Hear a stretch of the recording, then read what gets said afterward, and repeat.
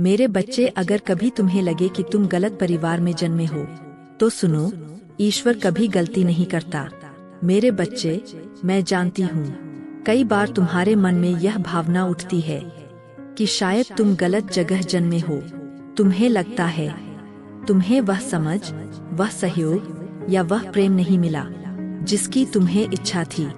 बचपन से ही तुम्हारा रास्ता आसान नहीं रहा। हर छोटी से छोटी चाहत के लिए तुम्हें संघर्ष करना पड़ा। जहाँ औरों को सब सहेज मिला, वहाँ तुम्हें मेहनत करनी पड़ी। हर कदम पर समझौता करना पड़ा। पर मेरे बच्चे, यह मत सोचो कि ईश्वर ने तुम्हारे साथ अन्याय किया है।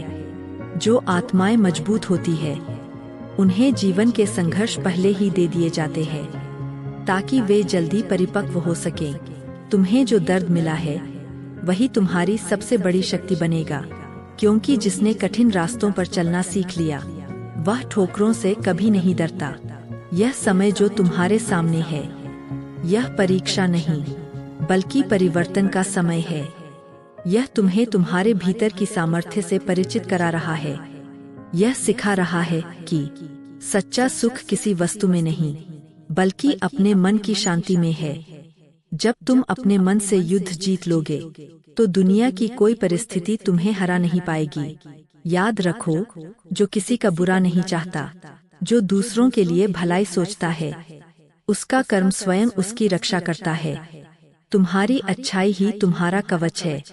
शायद आज तुम्हें यह समझ न आए, पर समय के साथ तुम देखोगे, वही अच्छाई तुम्हें ऊंचाइयों तक ले जाएगी।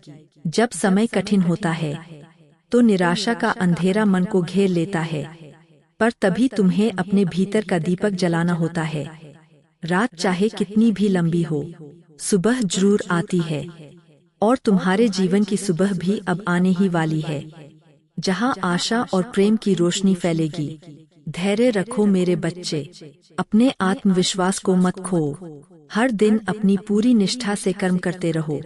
हर अध्याय का एक उद्देश्य होता है, कभी सिखाने के लिए, कभी संभालने के लिए, और कभी तुम्हें ऊंचा उठाने के लिए। आज जो कठिनाई तुम झेल रहे हो, वही कल तुम्हारी पहचान बनेगी।